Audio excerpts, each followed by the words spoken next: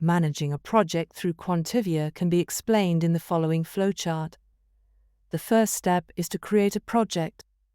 Then, define the dimensions or categories by which the information in the project, namely the deliverables, would be categorized.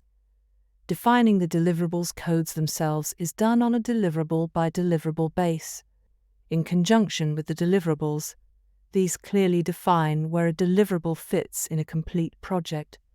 Defining the chains has to be done in a way that makes complete sense for a deliverable to be completed in its life cycle.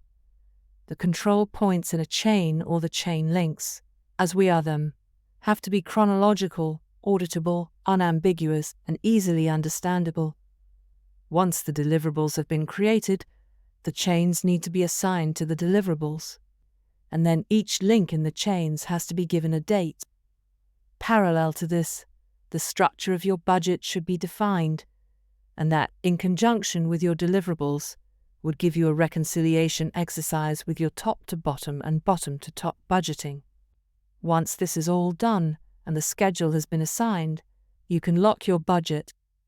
Bearing in mind that not all projects have cost structures, some only monitor progress. But if costs are being tracked, you also have to define your timekeeping structure.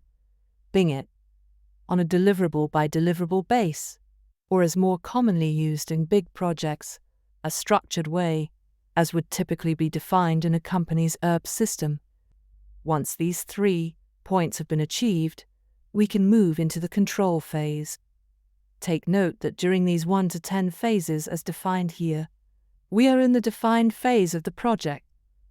Once we enter 11, we go into the control phase, where we can analyze and review the information through graphs and tables, and we could then change it should we want to do so. If we're happy with what we see, we can update the actuals, time and status, time being the cost, status being the progress.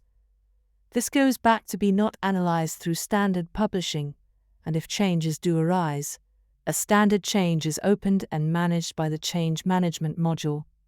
Once in the change phase, you can then again change any of the 2 through to 10, including 12 and 14, which is your change management. You cannot update actuals while in change. Once you're happy with your change, the project gets locked and put back into control phase. This process continually flows through the whole life of the project until it is concluded.